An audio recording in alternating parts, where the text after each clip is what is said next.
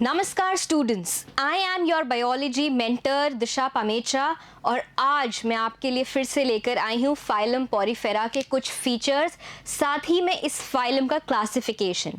ठीक है, पिछली क्लास में अगर आप लोग को याद है और आपने रिवाइज किया है तो आपको याद होगा कि हमने स्पॉन्जेस के बारे में पढ़ा था जो कि पॉरीफेरा के मेंबर्स होते हैं, राइट।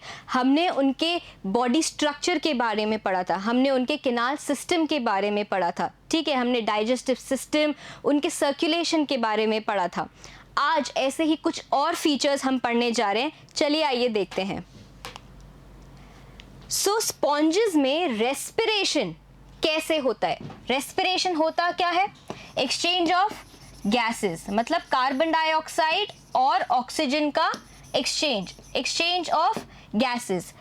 अब क्योंकि ये एनिमेलिया है और इन मेंबर्स में प्लाज्मा मेम्ब्रेन होता है, तो जो गैसियस एक्सचेंज होगा वो किसके थ्रू होगा? प्लाज्मा मेम्ब्रेन्स के थ्रू होगा, सेल्स के प्लाज्मा मेम्ब्रेन के थ्रू होगा, और उस प्रोसेस को क्या बोलेंगे? Diffusion. So exchange of gases occurs by diffusion, किसके थ्रू? Through the plasma membranes of the cells. और ये किससे सिमिलर है? फीचर्स किससे सिमिलर है ये फीचर? प्रोटोजोअन से सिमिलर है रेस्पिरेशन, किसमें? पॉरीफेरा में, राइट। नेक्स्ट फीचर देखते हैं। नेक्स्ट फीचर है हमारा एक्सक्रीशन। भैया एक्सक्रीशन कैसा होता है पॉरीफेरा में? हमने कोई एक्सक्रीटरी ऑर्गन तो पढ़ा ही नहीं। और एक्सक्रीशन होता क्या है? तो एक्सक्रीशन इज रिमूवल ऑफ कैसा वेस्ट? Nitrogenous waste. कैसा वेस्ट? Nitrogenous waste, right. अब इस नाइट्रोजीनस वेस्ट का रिमूवल कैसे होगा? So removal of excretory matter also occurs by diffusion. वापस से ये डिफ्यूजन होगा, और डिफ्यूजन किसके थ्रू होगा? Plasma membranes of the cells. और फिर से ये किसका फीचर था? प्रोटोजोअन का फीचर था। और रेस्पिरेशन और एक्सक्रीटरी सिस्टम प्रोटोजोन्स और पॉरीफेरा में सिमिलर हो गए, ठीक है। अब हमने बोला कि ये नाइट्रोजनस वेस्ट है, तो किस तरह का नाइट्रोजनस वेस्ट है? These sponges are ammonotelic, right. Ammonia, क्या? Ammonia is the chief excretory waste. क्या रिलीज करते हैं या क्या रिमूव करते हैं ये अपनी बॉडी में से?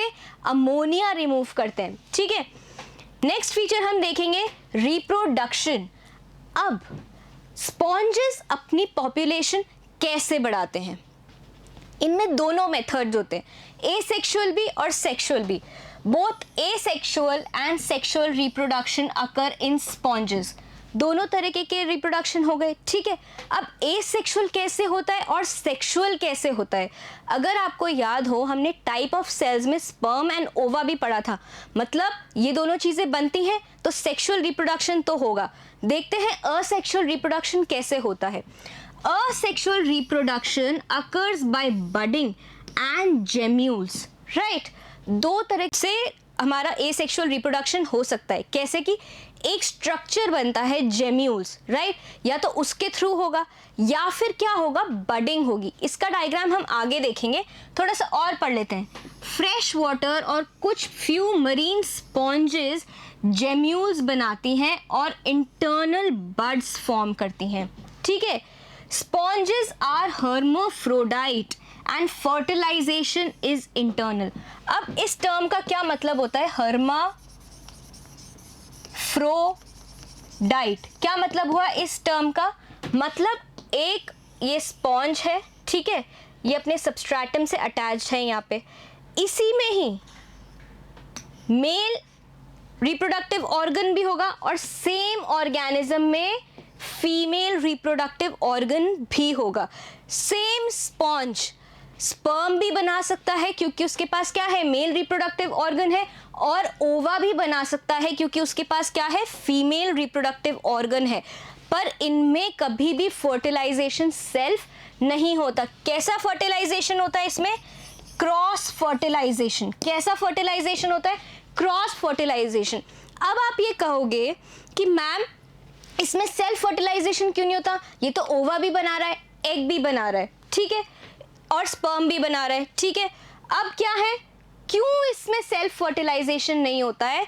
क्योंकि जब ये स्पर्म बनाता है तब ओवा बाद में बनाता है, सेम टाइम पे दोनों चीजें एक साथ नहीं बनती हैं, ठीक है। अगर पहले ओवा बन रहा है तो स्पर्म बाद में बनेगा, और अगर पहले स्पर्म बन रहा है तो बाद में क्या बनेगा, ओवा, राइट। यहाँ पे हमारे दो टर्म्स आते हैं, protandry, right, and protogyny, ठीक है। प्रोटो एंड्री मतलब जहां पे क्या पहले बन रहा है, एंड्री, एंड्रोशियम क्या हुआ, मेल पार्ट हुआ, मतलब क्या पहले बनेगा, स्पर्म पहले बनेगा, ठीक है। इसकी यहाँ पे स्पर्म बना लेते हैं जिससे आपको याद रहेगा। प्रोटोगाइनी मतलब क्या पहले बनेगा, ओवा या एग पहले बनेगा, और बाद में क्या बनेगा, स्पर्म बनेगा, ठीक है। अब हमने पढ़ा था कि फर्टिलाइजेशन इंटरनल होता है, ठीक है। फर्टिलाइजेशन इंटरनल कैसे होता है बेटा, हमने तो ये पढ़ा था कि वाटर अंदर आता है, रिप्रोडक्टिव बॉडीज को लेकर आता है। तो ये कैसे हुआ कि फर्टिलाइजेशन इंटरनल हो सकता है, तो मैं यहाँ आपको बताना चाहूँगी कि जो ओवा है या एग है वो स्पॉन्ज की बॉडी को छोड़ के कभी नहीं जाता, ठीक है। वो कहाँ पड़ा रहता है, कोआनोसाइट्स की किनाल में ही पड़ा रहता है, जबकि जो स्पर्म्स होते हैं वो ऑस्क्यूलम से वाटर के थ्रू बाहर चले जाते हैं और दूसरे स्पॉन्जेस में जाके ओवा या एग को क्या करते हैं, फर्टिलाइज करते हैं, राइट। और देखते हैं अब ये किसका स्ट्रक्चर है बेटा, गेम्यूल का स्ट्रक्चर है। किसका स्ट्रक्चर है ये, गेम्यूल का स्ट्रक्चर है। अब गेम्यूल का स्ट्रक्चर में देखो क्या क्या है, दो लेयर्स बने हुए हैं, right, inner layer and outer layer, या फिर inner membrane and outer membrane, okay. ये हमने देख लिया inner membrane and outer membrane. Outer membrane ये बाहर की सतह हो गई, इनर मेम्ब्रेन अंदर की सतह हो गई। ये जो माउथ या ओपनिंग है इसको हम कहते हैं माइक्रोपाइल। क्या बोलते हैं हम, माइक्रोपाइल।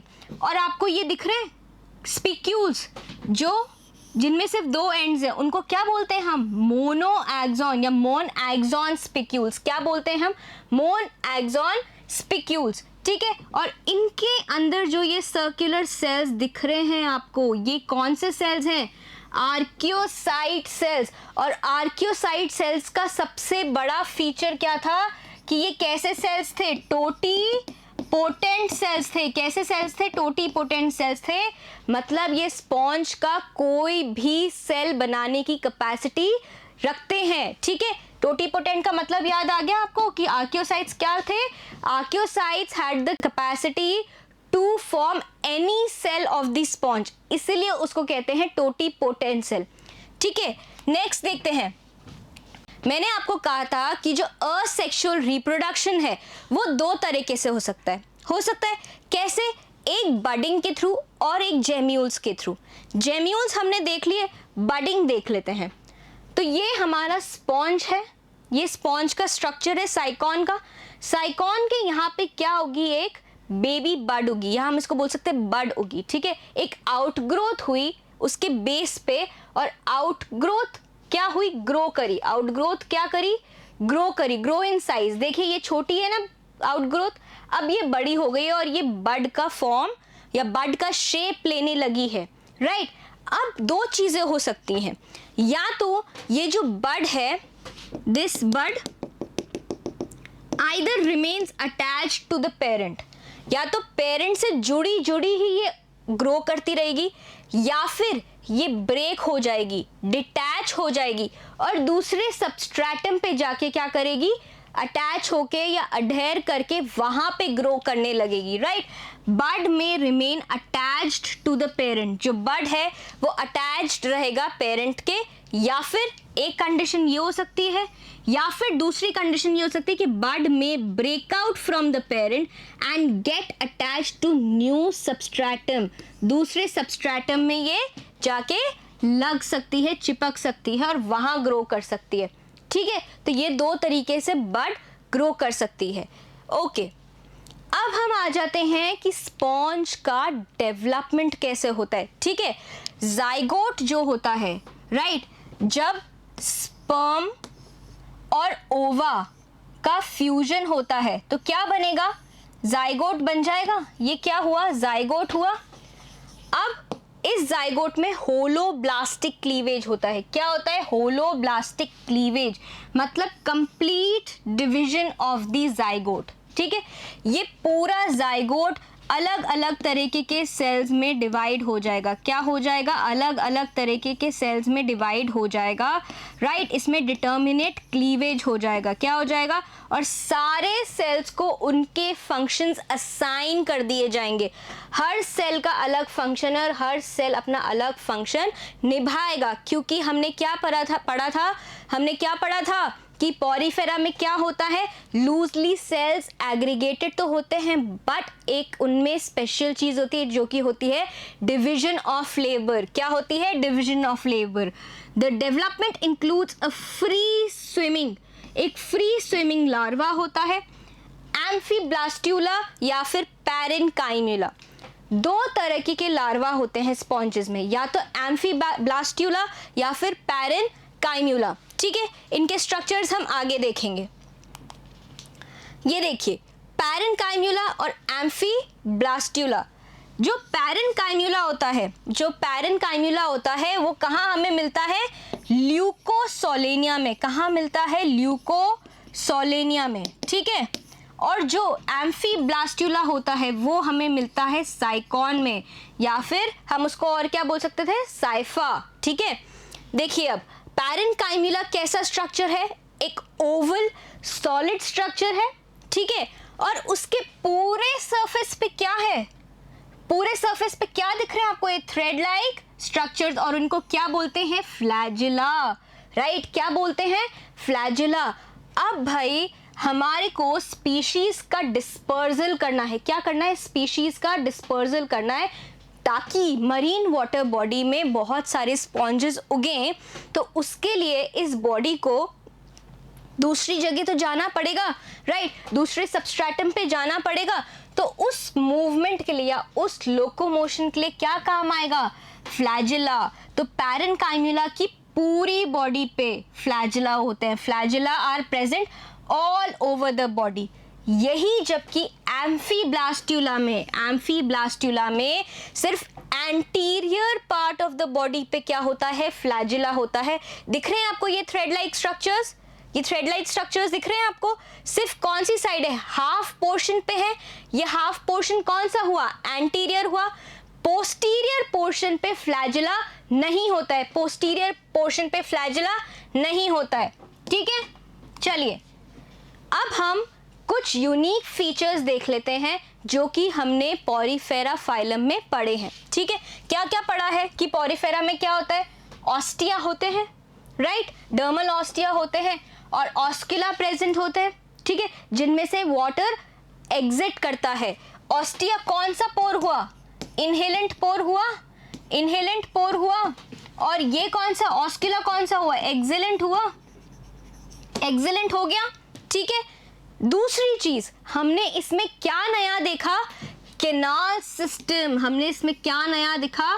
Canal system. हमने इसमें 3 तरीके के कैनाल सिस्टम्स देखे, एस्केनॉइड, ल्यूकेनॉइड और साइकेनॉइड। एस्केनॉइड, साइकोनॉइड, और कौन सा था? ल्यूकोनॉइड।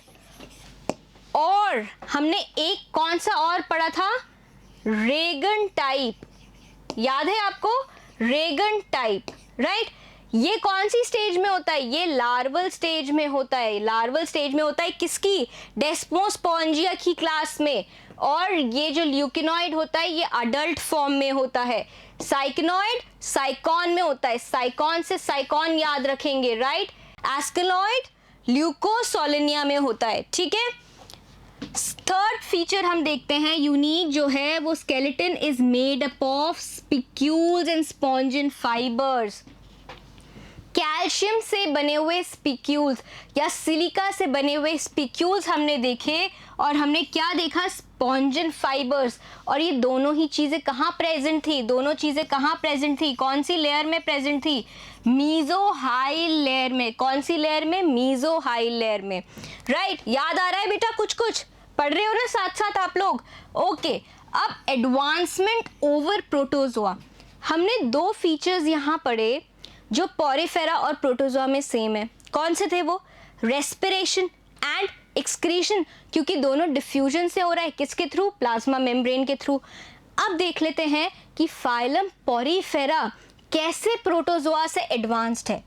पहली बात, प्रोटोजोआ सिंगल सेल था, ठीक है। यहाँ पे पॉरीफेरा में क्या हो गई? मल्टी सेलुलर बॉडी हो गई। मल्टी सेलुलर बॉडी के साथ में डिवीजन ऑफ लेबर हमें देखने को मिला। Male and female gametes, male में स्पर्म देखने को मिला, फीमेल में ओवा देखने को मिला, right, sperms and ova. Unicellular zygote, मैंने बताया आपको होलोब्लास्टिक क्लीवेज होता है, ब्लास्टोमियर्स बनते हैं। Unicellular zygote undergo cell division, mitosis, क्या बनाने के लिए? एम्ब्रियो बनाने के लिए, ठीक है। आते हैं नेक्स्ट पे। अब बेटा, अब हमारे फीचर्स खत्म हो गए। क्या खत्म हो गए? फीचर्स फाइलम पॉरीफेरा के खत्म हो गए हैं। अब हम स्टार्ट करेंगे फाइलम पॉरीफेरा का क्लासिफिकेशन, कि किस बेसिस पे उसको अलग अलग क्लासेस में डिवाइड करा हुआ है, ठीक है। Chiefly on the basis of skeleton, कि स्केलेटन किससे बना हुआ है, कॉम्पोजिशन क्या है स्केलेटन का, उस बेसिस पे पॉरीफेरा को, फाइलम पॉरीफेरा को 3 क्लासेस में डिवाइड किया है। किस में डिवाइड किया है? 3 क्लासेस में, ठीक है। क्लास 1 पढ़ते हैं, कैलकेरिया। क्लास 1 कौन सी है? कैलकेरिया। नाम सुन के ही हमें समझ आ रहा है कि जो स्केलेटन है वो किससे बना हुआ होगा? कैलकेरियस स्पिक्यूल से बना होगा, कैल्शियम के स्पिक्यूल से। किससे? कैल्शियम के स्पिक्यूल से। और कौन कौन मेंबर्स हैं इसके? कौन कौन से मेंबर्स हैं इसके? ल्यूकोसोलिनिया, साइकॉन, ग्रैंशिया। साइकॉन को और क्या बोलते हैं? Cipher, right, okay. क्लास 2 में हम देखते हैं, जो क्लास 2 है वो है हेक्साक्टिनिलिडा, राइट। ये क्या है? किससे बनी हुई होती है? ये सिलीशियस स्पिक्यूल से बनी हुई होती है, सिलिका के स्पिक्यूल से बनी हुई होती है। सिलीशियस का क्या मतलब हुआ? सिलिका, राइट, सिलिका के स्पिक्यूल से बनी हुई होती है, राइट। इसके एग्जाम्पल्स क्या है? Euplectella and Hyalonema. अभी आप हाइलोनेमा में देखेंगे, मैं आपको दिखाऊंगी सिलिशियस स्पिक्यूल्स क्या होते हैं। बहुत इंटरेस्टिंग है बेटा, बहुत सारी फोटोग्राफ्स, एकदम कलरफुल, बहुत मज़ा आएगा पढ़ने में। और लेबलिंग जैसे जैसे करते जाओगे आपको पूरा फाइलम पॉरीफेरा याद होता जाएगा। It will be very very interesting. बस आपको ध्यान देने की ज़रूरत है और मैम के साथ में पढ़ने की ज़रूरत है। आइए, ये वाला पढ़ लिया हमने क्लास 2। अब क्लास 1 में क्या था? कैलकेरियस स्पिक्यूल्स थे, ठीक है। यहाँ लिख लेते हैं हम, किसके स्पिक्यूल्स थे? कैल्शियम के स्पिक्यूल्स थे, ठीक है। अब इससे क्लास 2 कैसे डिफर हुई? क्लास 2 में किसके स्पिक्यूल्स मिले? सिलिका के स्पिक्यूल्स मिले। किसके स्पिक्यूल्स मिले? सिलिका के। अब क्लास 3 बनाने के लिए कुछ तो अलग आना पड़ेगा ना, तो क्या आएगा? अब हम आते हैं डेमोस्पोंजिया पे। क्लास 3 में डेमोस्पोंजिया सुन के याद आ रहा है कुछ आपको? डेमोस्पोंजिया सुन के क्या याद आया? कि डेमोस्पोंजिया के लार्वल स्टेज में हमने रेगॉन टाइप का किनाल सिस्टम पढ़ा था, जो कि उनके अडल्ट में क्या हो जाता है? किस में ट्रांसफॉर्म हो जाता है? ल्यूकेनॉइड किनाल सिस्टम में, राइट। अब जो स्केलेटन है यहाँ पे वो किसका बना होगा? स्पॉन्जिन फाइबर्स का बना होगा, जिसके साथ में सिलिशियस स्पिक्यूल्स होंगे। यहाँ पे स्पॉन्जिन फाइबर्स तो होंगे, क्या होंगे? स्पॉन्जिन फाइबर्स तो होंगे, बट ऑप्शनल क्या है? और may be absent siliceous spicules या तो प्रेजेंट होंगे या फिर क्या होंगे? एब्सेंट होंगे, ठीक है। इसमें या तो सिलिशियस स्पिक्यूल्स होंगे, सिलिका के या तो स्पिक्यूल्स होंगे या फिर क्या होंगे? एब्सेंट होंगे। बट क्या इसमें मेजर फीचर होगा? स्पॉन्जिन फाइबर्स का, ठीक है। तो डेमोस्पोंजिया में हम याद रखेंगे कि स्पॉन्जिन फाइबर इंपॉर्टेंट है। अगर एमसीक्यू में आता है तो एलिमिनेशन से हम क्या सेलेक्ट करेंगे? Spongin fibres. अगर एक ऑप्शन में सिलिका स्पिक्यूल्स आता है, एक ऑप्शन में स्पॉन्जिन फाइबर्स आते हैं, तो हम स्पॉन्जिन फाइबर्स को सेलेक्ट करेंगे। किसके लिए? डेमोस्पोंजिया के लिए, ठीक है। नेक्स्ट देखते हैं। अब हम कुछ एग्जाम्पल्स पढ़ लेते हैं, कुछ मेंबर्स के बारे में पढ़ लेते हैं, राइट। तो सबसे पहला मेंबर जिसके बारे में हम इतनी देर से बात कर रहे हैं, ल्यूकोसोलिनिया। कौन सा किनाल सिस्टम आएगा इसमें? जल्दी बताइए, एस्कोनॉइड, राइट। एस्कोनॉइड किनाल सिस्टम आएगा। कैसा किनाल सिस्टम होता है ये? सबसे सिंपलेस्ट। तो ये कैसा स्पॉन्ज होगा? सबसे सिंपलेस्ट कोलिनियल स्पॉन्ज होगा, जिसमें क्या है, बहुत सारे कंसिस्टिंग नंबर ऑफ हॉरिजॉन्टल और वर्टिकल ट्यूब्स, मतलब कुछ तो ऐसी वर्टिकल ट्यूब्स होंगी और साथ में इनके हॉरिजॉन्टल ट्यूब्स भी होंगी। क्या होंगी? हॉरिजॉन्टल ट्यूब्स भी होंगी। ये वर्टिकल ट्यूब हो गई और ये कैसी ट्यूब हो गई? हॉरिजॉन्टल ट्यूब, ठीक है। VT vertical tube, HT horizontal tube. अब हमने पढ़ा था कि पैरेन्काइम्यूला किसमें आता है? ल्यूकोसोलिनिया में आता है ना। The development is with the larva, the parenchymula. क्या था पैरेन्काइम्यूला? पैरेन्काइम्यूला कैसा था? ओवल शेप था, बहुत सारे सेल्स से लाइन था और पूरी बॉडी पे क्या थे उसके? पूरी बॉडी पे क्या थे उसके? फ्लैजिला थे। पूरी बॉडी पे क्या थे? फ्लैजिला थे। ये देखिए, the original picture from the marine body, water body में से ओरिजिनली कैसे दिखता है हमारा ल्यूकोसोलिनिया। देख रहे हैं आप कितने सारे वर्टिकल ट्यूब्स आ रहे हैं। अब ये डायग्रामेटिक रिप्रेजेंटेशन देखते हैं। तो ये जो है, ये जो वर्टिकल जा रहा है, ये वर्टिकल ट्यूब है और जो सबस्ट्रैटम से अटैच्ड है वो क्या है? हॉरिजॉन्टल ट्यूब है, ठीक है। ये सबस्ट्रैटम पे अटैच है किससे? उसकी एडेसिव डिस्क्स के थ्रू, राइट। देखिए, वर्टिकल ट्यूब्स मार्क कर रखा है, हॉरिजॉन्टल ट्यूब्स मार्क कर रखा है। ये जो ओपनिंग्स हैं, ये क्या है? ऑस्क्यूला, सिंगल ओपनिंग है, राइट। सिंगल ओपनिंग है। हमने यहाँ पे दो को मिला के लेबल किया, इसलिए हमने इसको क्या लिखा है? ऑस्क्यूलर। नहीं तो अगर हम इसको सिंगल लिखते तो हम क्या लिखते बेटा? ऑस्क्यूलम। क्या लिखते? ऑस्क्यूलम, ठीक है। नेक्स्ट देखते हैं, Sycon, Scypha, right. The development is with a larva, the amphiblastula. Amphiblastula पढ़ा था, एक ऐसे हॉलो सा स्ट्रक्चर था, यहाँ पे पीछे पोस्टीरियर में पूरे सेल्स ही सेल्स थे और यहाँ पे क्या था? एक हॉलो सा स्ट्रक्चर था जिसके यहाँ पे सारे क्या थे? फ्लैजिला। क्या थे सारे एम्फीब्लास्टुला में? फ्लैजिला। ये कौन सा पोर्शन था बॉडी का? एंटीरियर पोर्शन था, राइट। और ये कौन सा पोर्शन था? Posterior portion. कौन सा पोर्शन था? Posterior portion. ये कैसा स्पॉन्ज है? ये कैलकेरियस स्पॉन्ज है। कैसा स्पॉन्ज है ये? कैलकेरियस स्पॉन्ज, ठीक है, ओके। अब इसका डायग्रामेटिक रिप्रेजेंटेशन देख लीजिए।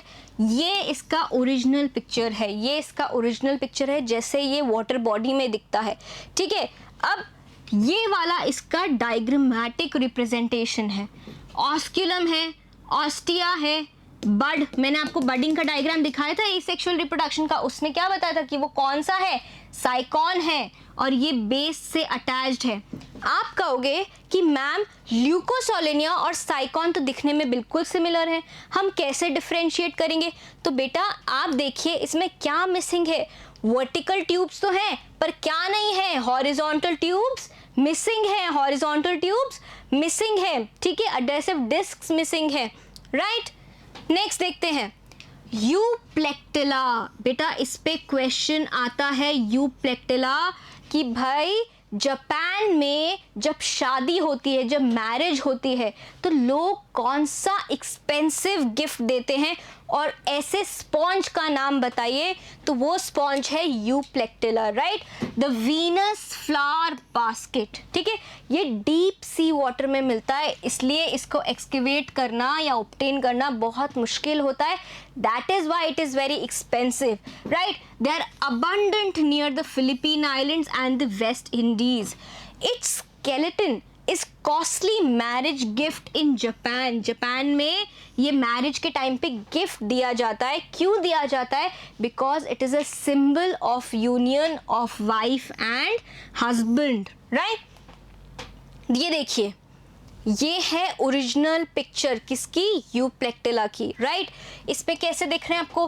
कुछ पैराइटल गैप्स दिख रहे हैं, होल्स दिख रहे हैं, पोर्स दिख रहे हैं और ऊपर ये जो ओपनिंग है ये क्या है? ऑस्क्यूलम है, राइट। क्या है ये? ऑस्क्यूलम है, ठीक है। और ये जो रूट टफ्ट्स हैं, ये दिख रहे हैं आपको, ये क्या है, स्पिक्यूल्स हैं। क्या है ये, स्पिक्यूल्स हैं। देखिए अब हम आते हैं हाइलोनेमा पे, राइट, हाइलोनेमा पे। अब हाइलोनेमा क्या है, द ग्लास रोप स्पॉन्ज। क्या है ये, ग्लास रोप स्पॉन्ज, ठीक है, बहुत ज़्यादा ट्रांसपेरेंट होता है, इसलिए हम इसको क्या बोलते हैं, ग्लास बोलते हैं। Hyalonema is fixed in the mud by root tuft. किससे, रूट के टफ्ट से, और वो किससे बनी हुई होती है, ट्विस्टेड स्पिक्यूल से। उसकी जो नीचे का पार्ट होता है हाइलोनेमा का, ऊपर ऐसे होता है, यहाँ पे गैस्ट्रल कोन होता है, और यहाँ पे कुछ ऐसे ट्विस्टेड स्पिक्यूल्स होते हैं। क्या होते हैं, ट्विस्टेड स्पिक्यूल्स होते हैं, जो कि कहाँ फिक्स्ड होते हैं, कहाँ फिक्स्ड होते हैं, एक तरह से आप मान लीजिए रूट में, जैसे रूट्स जैसे मड में फिक्स्ड होती है ना, वैसे ही इसके ये twisted spicules, root tuft mud में फिक्स्ड होती हैं। मड इसका क्या हुआ, सबस्ट्रेटम हुआ, और सबस्ट्रेटम से ये अटैच्ड है, किसके थ्रू, अपनी रूट टफ्ट के थ्रू अटैच्ड है। The upper surface has a gastral cone which bears opening of the excurrent canals. और ये जो एक गैस्ट्रल कोन है, ये जो एक आपको कॉनिकल स्ट्रक्चर दिखेगा आगे, इसको हम बोलेंगे गैस्ट्रल कोन। क्या है ये, गैस्ट्रल कोन, ठीक है। इसमें किसकी एग्जिट है, क्या मिल रही है हमें, हमें मिल रही है एक्सकरेंट कैनाल्स। एक्सकरेंट कैनाल्स क्या होती हैं, जिसमें से वाटर बाहर जाता है टुवर्ड्स ऑस्किलम। ये देखिए, ये है वाटर बॉडी में पाया जाने वाला हाइलोनेमा, और ये इसका डायग्रामेटिक रिप्रेजेंटेशन है। अब इसका एक फीचर क्या है, इसका फीचर एक ये है कि इसके middle part of the root में या middle part of the body में इसमें एक सिम्बायोटिक रिलेशनशिप मिलता है, किसके साथ में, एनेमोन के पॉलिप्स के साथ में, ठीक है, किसके साथ में, एनेमोन के पॉलिप्स के साथ में। ऐसे ही आपको आगे एक और पढ़ने को मिलेगी स्पोरीफेरा के मेंबर, जिसको हम बोलते हैं स्पॉन्जिला, जिसमें क्या रहती है, एल्गी रहती है। देखेंगे अभी आगे, पहले इसको देख लेते हैं। हाइलोनेमा में क्या है हमारे पास, गैस्ट्रल कोन, इसमें किसकी ओपनिंग्स है हमारे पास में, एक्सकरेंट कैनाल्स की। ये आपको कुछ पोर्स दिख रहे हैं, पोर्स को हम क्या बोलते हैं, ऑस्टिया, राइट। ये अपर बॉडी हो गई, ये मिडिल बॉडी हो गई, और ये रूट टफ्ट हो गई, जो कि क्या है, ट्विस्टेड स्पिक्यूल्स हैं। क्या है, twisted spicules. The middle part of the root tuft commonly bears several polyps of symbiotic anemones of the genus Epioxanthus or Polythoa, right? Which show symbiotic relationship. क्या दिखाते हैं, symbiotic relationship दिखाते हैं, ठीक है, mutual relationship दिखाते हैं, मतलब मैं कुछ तेरे लिए करूँगा, तू कुछ मेरे लिए कर, ठीक है। अब हम आ जाते हैं स्पॉन्जिया पे। बेटा आपने स्पॉन्ज देखा है, बाथ स्पॉन्ज देखा है, या फिर वो स्पॉन्ज देखा है जिससे हम गाड़ियाँ साफ करते हैं, राइट, स्पॉन्ज जिससे हम मेकअप लगाते हैं, कॉम्पैक्ट पाउडर लगाते हैं, उसमें यूज़ आता है ये स्पॉन्जिया, ठीक है। बाथ स्पॉन्ज के नाम से भी ये जाना जाता है। जो सरफेस है that is raised into small projections, छोटे छोटे प्रोजेक्शंस होते हैं, उठे हुए होते हैं, उनको हम बोलते हैं कोन्यूल्स। क्या होते हैं, कोन्यूल्स होते हैं।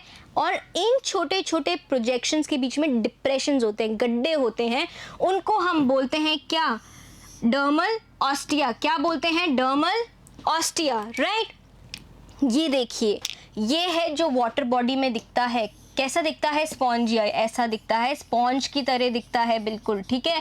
अब बहुत सारे ये दिख रहे हैं कोन्यूल्स, रेज्ड स्ट्रक्चर्स दिख रहे हैं आपको। क्या पढ़ा था हमने, कैसे थे, रेज्ड इनटू स्मॉल प्रोजेक्शंस, छोटे छोटे प्रोजेक्शंस दिख रहे हैं, इनको हमने क्या बोला, कोन्यूल्स बोला। इसका एक फीचर और है कि इसके पास मल्टीपल ऑस्किला होते हैं। क्या होते हैं, मल्टीपल ऑस्किला, और ये सबस्ट्रेटम से अटैच रहता है, ठीक है। ऑस्किला आर न्यूमरस, ठीक है, बहुत सारे ऑस्किला होते हैं। और इसके स्केलेटन को किस किस के लिए यूज करा जाता है, देखिए, commercial application, bathing, washing automobiles, cleaning furniture and window paints. और मैंने आपको क्या बताया था, कॉम्पैक्ट पाउडर को आपके फेस पे लगाने के काम आता है, अप्लाइंग कॉस्मेटिक्स, और कई बार ये मॉपिंग के भी काम आता है, ठीक है। तो ये सारी क्या हो गई, स्पॉन्जिया की कमर्शियल एप्लीकेशन। क्या हो गई, कमर्शियल यूटिलिटी, ठीक है, या फिर हम इसको बोल सकते हैं कमर्शियल एप्लीकेशंस। इसका क्वेश्चन आ सकता है बेटा कि कौन सा सबसे ज़्यादा कमर्शियल स्पॉन्ज है, तो आप किसको चूज करेंगे, स्पॉन्जिया को, राइट। अब हम आते हैं स्पॉन्जिला। इसका मैंने आपको एक फीचर बताया था, क्या बताया था शुरुआत में, कि ये एक रेयर स्पॉन्ज है जो कहाँ रहती है, फ्रेश वाटर में रहती है। कहाँ रहती है, फ्रेश वाटर में रहती है। ये एक्सेप्शन था ना, सारे स्पॉन्जेस यूजुअली कहाँ मिलते हैं, हमें कहाँ मिलते हैं, मरीन वाटर में, बट ये एक फ्रेश वाटर स्पॉन्ज है, राइट, स्पॉन्जिला। और अभी मैंने थोड़ी देर पहले और क्या बताया था कि इसमें क्या रहती है, सिम्बायोटिक एल्गी रहती है। क्या रहती है, symbiotic algae. Spongilla is common and widely distributed fresh water sponge, fresh water में रहती है ये, और इसके बहुत सारे शेड्स ऑफ ग्रीन कलर दिखते हैं। ग्रीन कलर के बहुत सारे शेड्स दिखते हैं क्योंकि इसके अंदर क्या रहती है, सिम्बायोटिक एल्गी रहती है इसके अंदर। अभी पिक्चर में देखेंगे हम, ठीक है।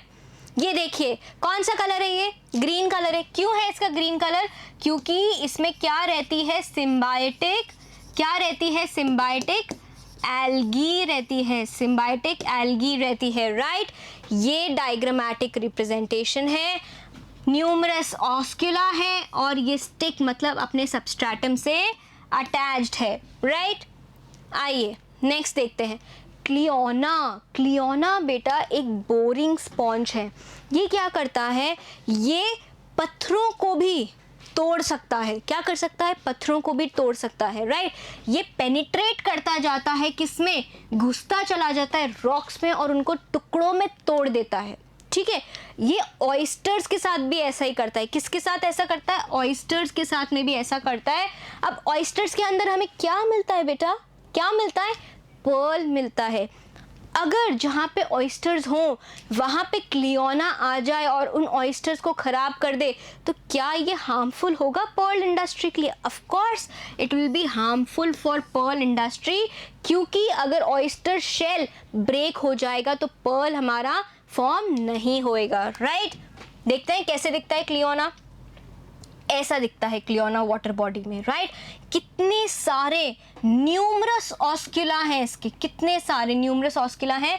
और ये क्या है, कोरल कप्स। इनको क्या बोलते हैं बेटा, कोरल कप्स। इसको नेपट्यून्स कप के नाम से भी जाना जाता है। किस नाम से जाना जाता है, नेपट्यून्स कप, राइट। नेक्स्ट देखते हैं कैलाइना, या फिर आप इसको बोल सकते हैं कैलिना, ठीक है। ये क्या है, ये ऐसे दिखता है जैसे कोई डेड मैन की फिंगर्स हो या कोई स्केलेटन की फिंगर्स हो, ठीक है। इसको हम और क्या बोलते हैं, मरमेड का ग्लव भी बोलते हैं। या तो डेड मैन की फिंगर्स जैसा होगा या फिर मरमेड की ग्लव जैसा होगा। मैम आप कहोगे मैम हम इसके नाम कैसे याद करें, इतने सारे नाम है। बेटा अभी पिक्चर देखोगे ना आप बिल्कुल समझ जाओ कि डेड मैन की फिंगर्स क्या होती हैं। जो कैलाइना है ये स्पॉन्ज पॉपुलरली जानी जाती है डेड मैन्स फिंगर्स और मरमेड्स ग्लव्स के नाम से, क्योंकि it is shaped like a hand with several fingers. बहुत सारी फिंगर्स हैं, परफोरेटेड विद ऑस्क्यूला, परफोरेटेड विद ऑस्क्यूला, और उसके ऊपर बहुत सारे क्या मिलेंगे हमें, ऑस्क्यूला मिलेंगे, राइट। देखिए कैसे ये दिख रहा है आपको डेड मैन्स फिंगर जैसी, राइट। इसमें कितने सारे ये इलोंगेटेड स्ट्रक्चर है, कैसे दिख रहा है ये डेड मैन्स फिंगर, कैसे दिख रहा है ये डेड मैन्स फिंगर की तरह। या फिर हम इसको और क्या बोल सकते हैं, मरमेड ग्लव्स, ठीक है। ये याद रखने बेटा, ये हमारे एमसीक्यूज बनाते हैं, ठीक है। ये छोटे छोटे डेटा जो होते हैं ये एमसीक्यूज बनाते हैं, राइट। कई बार क्या आ जाता है, कई बार हमारे को लेबलिंग भी आ जाती है, तो आपको याद रखनी है लेबलिंग। ये सारे डायग्राम्स आपके पास दिए हुए होंगे, ठीक है। और देखते हैं एडिशनल इंफॉर्मेशन, कुछ थोड़ा सा एक्स्ट्रा पढ़ लेते हैं हम। अब हम डॉक्टर बनने जा रहे हैं, नीट का एग्जाम देने जा रहे हैं, तो कुछ तो दूसरों बच्चों पे एज होनी चाहिए, है कि नहीं है। चलिए देखते क्या एडिशनल इंफॉर्मेशन हमें दी गई है। In Leucosolenia spongocoel is lined by choanocytes, right. आपको याद है कैसे होता था, पिनाकोडर्म होता था बाहर, राइट। क्या होता था, पिनाकोडर्म होता था, ठीक है। इसमें यहाँ पे पोर्स होते थे, अंदर कोएनोडर्म होता था, राइट, ठीक है। अब कोएनोडर्म के जो अंदर होता था वो क्या होते थे, कॉलर सेल्स होते थे। कैसे होते थे, कॉलर सेल्स होते थे, और उन कॉलर सेल्स में से क्या निकले हुए होते थे, फ्लैजिला। क्या निकले हुए होते थे, फ्लैजिला, ठीक है। याद आया, ओके। साइकोन में जो इन करंट कैनाल्स हैं they were lined by pinacocytes, they were lined by the pinacocytes, the flat cells, जबकि जो रेडियल कैनाल्स थी वो किससे लाइन थी, कोआनोसाइट से। तो अगर आपसे पूछा जाएगा कि साइकॉन में फूड मटेरियल कहाँ लिया जाता है, इनकरेंट कैनाल, एक्सकरेंट कैनाल या फिर रेडियल कैनाल, तो आप क्या चूज करेंगे, रेडियल कैनाल। क्यों, क्योंकि radial canal was lined by choanocytes, और कोआनोसाइट्स अपने फ्लैजेला से क्या करते थे, सारा यूजफुल मटेरियल अपने अंदर ले लेते थे, ठीक है। Spongocoel is also lined by pinacocyte. Spongocoel किससे लाइन थी, पिनाकोसाइट से। किसके बारे में बात कर रहे हैं हम, ये साइकॉन के बारे में बात कर रहे हैं, ठीक है। अब जब हम स्पॉन्जेस पढ़ रहे हैं, ठीक है, जब हम माइक्रोब्स पढ़ते हैं तो उसकी स्टडी को हम क्या बोलते हैं, माइक्रोबायोलॉजी। अब जब हम स्पॉन्जेस पढ़ रहे हैं तो इसकी स्टडी को हम क्या बोलेंगे, पैराजूओलॉजी। क्या बोलेंगे, पैराजूओलॉजी। अब हम देखते हैं कि प्रोटोजोआ और पॉरीफेरा के बीच का लिंक कौन सा है, प्रोटेरोस्पोंजिया। ये कनेक्टिंग लिंक है किसके बीच का, प्रोटोजोआ और पॉरीफेरा के बीच का, right. Proterospongia is a connecting line. क्या है, कनेक्टिंग लाइन। बेटा एमसीक्यूज के लिए बहुत इंपॉर्टेंट है ये, between protozoa and Porifera, right, between protozoa and Porifera. Porifera में कोई भी सेंसरी ऑर्गन्स या नर्व सेल्स नहीं प्रेजेंट होते, they are absent in sponges, right. Next देखते हैं। अब हमारे पास में यहाँ पे सबसे अच्छा डेटा है कि स्मॉलेस्ट स्पॉन्ज कैसा कौन सा होता है, लार्जेस्ट स्पॉन्ज कैसा होता है और टॉलेस्ट स्पॉन्ज कौन सा होता है, ठीक है। ये याद रखना पड़ेगा बेटा आपको, पर हम थोड़ा सा इसमें ट्रिक बना सकते हैं। स्मॉलेस्ट मतलब सबसे सिंपलेस्ट, तो कौन सा आएगा, ल्यूकोसोलिनिया ब्लैंका, ठीक है। लार्जेस्ट बहुत बड़ा, नाम भी बहुत बड़ा है, फिसियोस्पोंजिया वेस्पेरियम, ठीक है। टॉलेस्ट सबसे लंबा स्पॉन्ज, पोटेरियन। क्या, पोटेरियन, ये याद करना पड़ेगा बेटा, राइट। अब हमने एस्केनॉइड कैनाल सिस्टम का पाथवे पढ़ा था कि वाटर कैसा पैसेज फॉलो करता है। एक बार रिवाइज कर लेते हैं। यहाँ पे एस्केनॉइड कैनाल सिस्टम किस में मिला था हमें, किस में मिला था, ल्यूकोसोलिनिया में मिला था। सबसे simplest form of canal system and सबसे सिंपलेस्ट कोलिनियल स्पॉन्ज है, ये कोलोनियल स्पॉन्ज है, राइट। अब देख लेते हैं इसमें कोर्स ऑफ वाटर कैसे जाता है। तो वाटर बाहर से किस में आता है, सबसे पहले ऑस्टिया में, ऑस्टिया से कहाँ जाता है, स्पॉन्जोसील में, स्पॉन्जोसील से ऑस्किलम में, और ऑस्किलम से बाहर चला जाता है, आउटसाइड चला जाता है। सबसे simplest, this is the simplest, this is the simplest of all canals, of all canal systems, ठीक है। सबसे सिंपलेस्ट है ये, राइट। नेक्स्ट देखते हैं इन साइकोनॉइड कैनाल सिस्टम। जो साइकोनॉइड कैनाल सिस्टम है उसका कोर्स देखेंगे हम। क्या देखेंगे, उसका कोर्स देखेंगे। अब हमने पढ़ा था वाटर आता है, ठीक है, यहाँ से हमारा कैनाल का इंट्रोडक्शन चालू हो गया था, और यहाँ हमने दो और स्ट्रक्चर्स पढ़े थे, कौन से, प्रोसोपाइल और एपोपाइल, प्रोसोपाइल और एपोपाइल। वाटर आया कहाँ से, ऑस्टिया से, ऑस्टिया से घुसा ये कहाँ पे, इनकरेंट कैनाल में, इनकरेंट कैनाल से आया प्रोसोपाइल में, प्रोसोपाइल से ये गया कहाँ, रेडियल कैनाल में, रेडियल कैनाल से जब ये बाहर निकलता है तो उस बाहर निकलने वाले पॉइंट को क्या कहते हैं, एपोपाइल। क्या कहते हैं, एपोपाइल।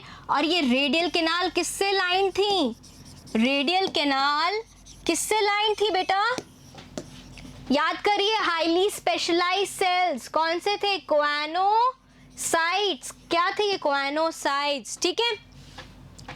एपोपाइल से निकलने के बाद वाटर आ जाता है स्पॉन्जोसील में, स्पॉन्जोसील के बाद आ जाता है ऑस्किलम, और ऑस्किलम से कहाँ चला जाता है, बाहर, आउटसाइड चला जाता है, ठीक है। नेक्स्ट देखेंगे हम ल्यूकेनॉइड कैनाल सिस्टम। कौन सा canal system, ल्यूकेनॉइड canal system.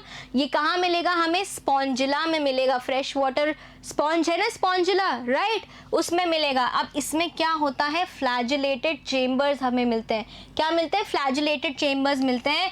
Water ostia के थ्रू अंदर आया, इनकरेंट कैनाल्स में गया, राइट। प्रोसोपाइल्स के थ्रू फ्लैजिलेटेड चेंबर में एंटर हुआ, एपोपाइल्स के थ्रू जब यहाँ पे फ्लैजिलेटेड चेंबर्स जो कि किससे लाइन थे, फ्लैजिलेटेड चेंबर्स किससे लाइन थे, फिर से बताइए, कोएनोसाइट से लाइन थे, कोएनोसाइट से लाइन थे, ठीक है। यहाँ पे फ्लैजिलेटेड चेंबर्स में जो वाटर बाहर से आता है रिप्रोडक्टिव बॉडीज लेके, फूड लेके, ऑक्सीजन लेके, वो सारी प्रोसेसिंग कहाँ होती है, फ्लैजिलेटेड चेंबर्स में। और फ्लैजिलेटेड चेंबर्स से वाटर का एग्जिट किसके थ्रू होता है, एपोपाइल्स, और एक्स करंट कैनाल से होता हुआ वाटर कहाँ आ जाता है, ऑस्कुलम पे, और वहाँ से चला जाता है बाहर, वहाँ से चला जाता है बाहर। लास्ट कैनाल सिस्टम जो हमने पढ़ा था, किसमें पढ़ा था, क्लास डेमोस्पोंजिया, क्लास डेमोस्पोंजिया के किसमें पढ़ा था, लार्वल स्टेज में पढ़ा था। किसमें पढ़ा था, लार्वल स्टेज में पढ़ा था, क्योंकि इसके लार्वल स्टेज का नाम क्या है, लार्वल स्टेज का नाम क्या है बच्चों, रेगॉन। इसलिए लार्वल स्टेज में प्रेजेंट कैनाल सिस्टम का नाम क्या रखा था, रेगॉन टाइप। क्या रखा था, रेगॉन टाइप। और ये डेमोस्पोंजिया के अडल्ट में किस में चेंज हो जाता है, ल्यूकेनॉइड कैनाल सिस्टम में, ठीक है।